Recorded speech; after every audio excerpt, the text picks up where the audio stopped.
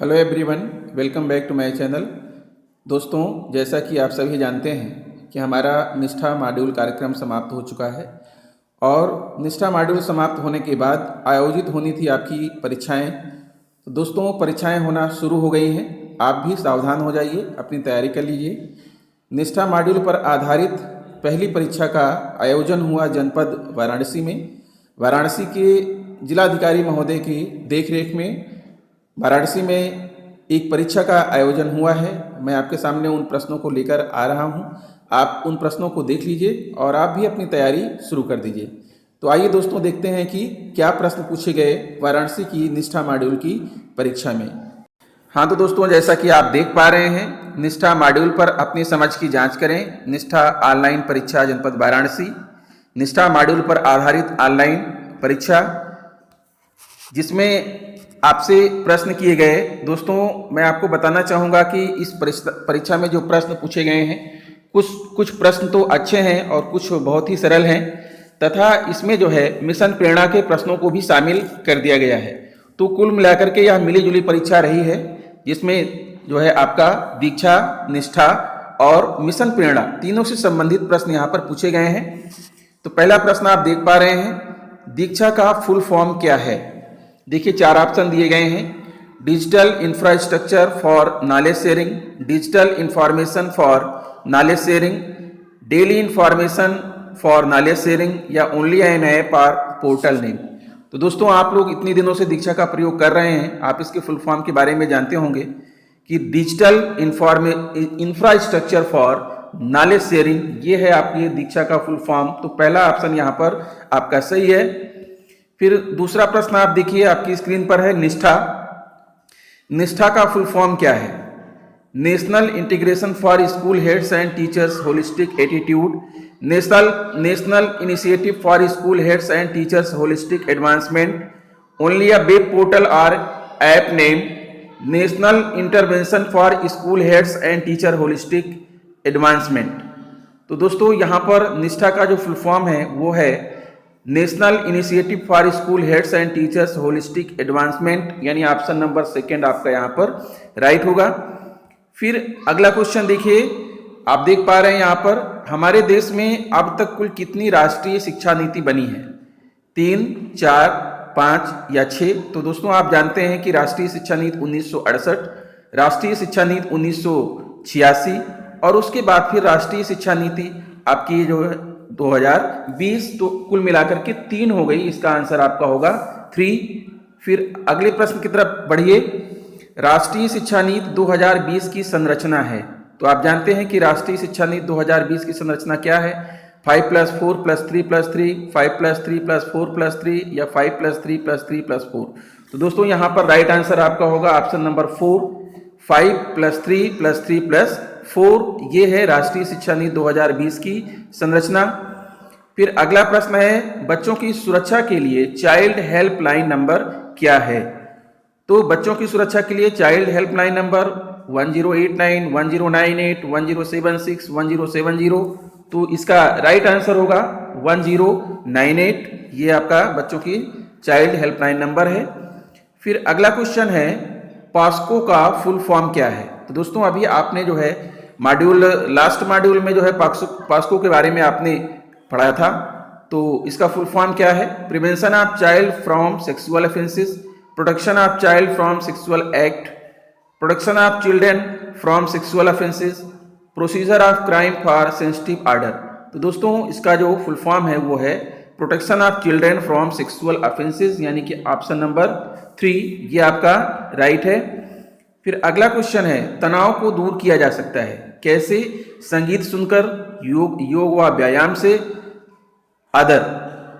तो दोस्तों, यहाँ पर दोनों ही आंसर आपके करेक्ट होंगे। संगीत सुनकर ये भी आपका सही है, योग व व्यायाम ये भी सही है। तो यहाँ पर एक ऑप्शन छूट गया है, यहाँ पर एक ऑप्शन होना चाहिए था दोनों। तो आप समझ लीजिए कि इस प्रश्न में आप दोनों टिक करिएगा।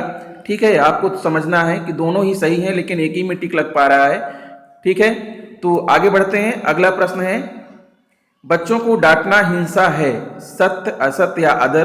तो ये बात बिल्कुल सत्य है, बच्चों को डांटना जो है हिंसा है। फिर नेक्स्ट क्वेश्चन है, जेंडर एक सामाजिक वर्गीकरण है जबकि सेक्स जैविक वर्गीकरण है। ये कथन सत्य है या असत्य है? तो यह कथन बिल्कुल सत्य है। जेंडर एक सामाजिक वर्गीकरण है, जबकि सेक्स जो है वो जैविक वर्गीकरण है। फिर अगला क्वेश्चन है, कक्षा 1 व 2 में पर्यावरण अध्ययन अलग अलग विषय के रूप में पढ़ाया जाता है, भाषा व गणित के साथ पढ़ाया जाता है, नहीं पढ़ाया जाता है या अदर? तो इसका राइट आंसर है भाषा व गणित के साथ पढ़ाया जाता है। फिर अगला प्रश्न है, जल संसाधनों में पीने योग्य और न पीने योग्य दोनों जल होते हैं, क्या ये कथन सही है या गलत है? तो दोस्तों यह कथन बिल्कुल राइट है, आपका सही है। फिर अगला क्वेश्चन है, 23.5 अंश दक्षिणी अक्षांश के रूप में जाना जाता है, कर्क रेखा, मकर रेखा या विषुवत रेखा? तो यहाँ पर आपका राइट आंसर होगा मकर रेखा। 23.5 दक्षिणी अक्षांश जो है मकर रेखा के रूप में जाना जाता है। नेक्स्ट क्वेश्चन है, मूल आधारित शिक्षा की ओर ना ले जाना कहलाता है सक्रिय अधिगम, निष्क्रिय अधिगम, सामान्य अधिगम या अदर? तो इस प्रश्न का राइट आंसर है निष्क्रिय अधिगम।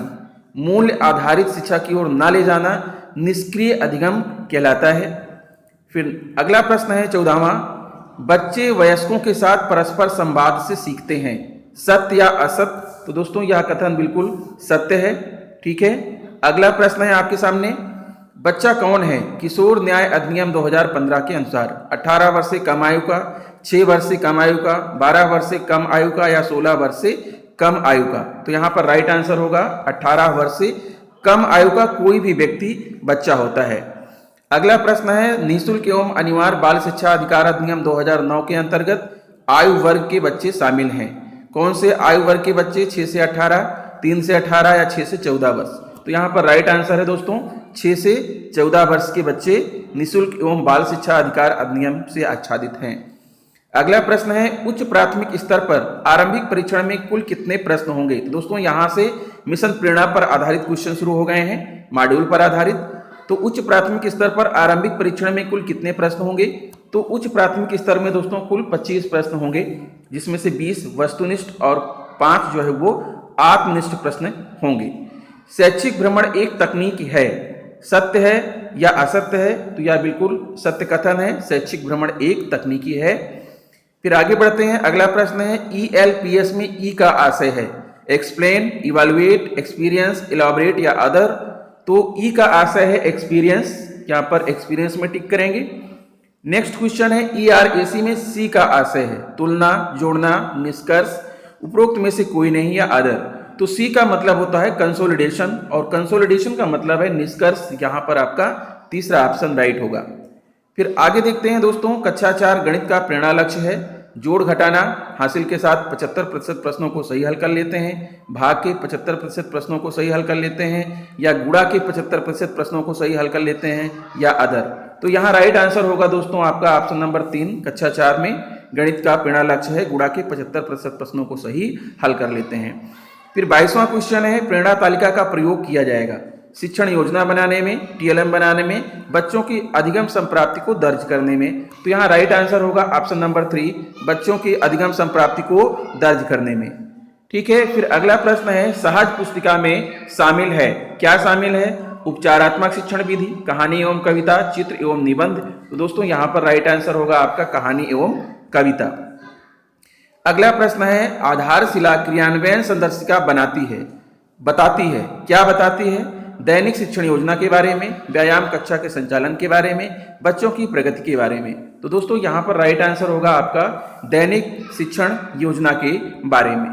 फिर 25वां प्रश्न है, लिखित समृद्ध माहौल बनाने में उपयुक्त होता है विषय वस्तु को समय समय पर बदलते रहना, विषय वस्तु को स्थायी रूप से लगाना, कक्षा कक्ष को चित्रों से सजा देना? तो दोस्तों यहाँ पर राइट आंसर होगा विषय वस्तु को समय समय पर बदलते रहना। फिर अगला प्रश्न है, प्रेरणा सूची का प्रयोग किया जाएगा अधिगम संप्राप्ति का आकलन करने के लिए, शिक्षण योजना बनाने के लिए, अभिभावकों को अवलोकन के लिए? तो दोस्तों यहाँ राइट आंसर होगा शिक्षण योजना बनाने के लिए प्रेरणा सूची का प्रयोग किया जाएगा। शिक्षण अधिगम सामग्री ऐसी हो जो आकर्षक हो तथा सीखने में मदद करे, शिक्षक के द्वारा बनाया गया कुछ भी? तो दोस्तों यहाँ राइट आंसर होगा आपका ऑप्शन नंबर 2, आकर्षक हो तथा सीखने में मदद करे। फिर नेक्स्ट क्वेश्चन है, एक अच्छी कक्षा तब होगी जब बच्चे सुन रहे हों, अध्यापक बोल रहे हों, बच्चे प्रश्न कर रहे हो, अध्यापक उत्तर दे रहे हो, बच्चे बोल रहे हो, अध्यापक देख रहे हो। तो दोस्तों यहाँ राइट आंसर होगा ऑप्शन नंबर सेकंड, बच्चे प्रश्न कर रहे हो और अध्यापक उत्तर दे रहे हो। फिर 29वां क्वेश्चन है, एआरपी का कार्य है सहयोगात्मक पर्यवेक्षण करना, निरीक्षण करना, अनुश्रवण करना। तो दोस्तों यहाँ राइट आंसर होगा सहयोगात्मक पर्यवेक्षण करना। फिर आखिरी प्रश्न है इस वीडियो का, एक आदर्श या अपेक्षित शिक्षण अधिगम प्रक्रिया में टीचर टॉक टाइम होना चाहिए 100%, 20%, 80 या 50%। तो दोस्तों इस प्रश्न का राइट आंसर होगा 20%। तो दोस्तों ये रहा वाराणसी जनपद में पूछे गए 30 प्रश्नों का सेट, जिसमें निष्ठा, दीक्षा और आपके मिशन प्रेरणा सभी को शामिल करके बनाया गया है। यद्यपि यह प्योर निष्ठा का परीक्षा नहीं कहा जाएगा, फिर भी दोस्तों इससे कुछ प्रश्नों के आंसर तो आपको मिल ही रहे होंगे। आशा करता हूं आपको वीडियो अच्छा लगा होगा। अगर वीडियो अच्छा लगा है तो प्लीज़ मेरे चैनल को सब्सक्राइब कर लें, बेल आइकन को प्रेस कर दें और इसी दूसरे मित्रों को शेयर भी करें। मिलेंगे आपसे नेक्स्ट वीडियो में।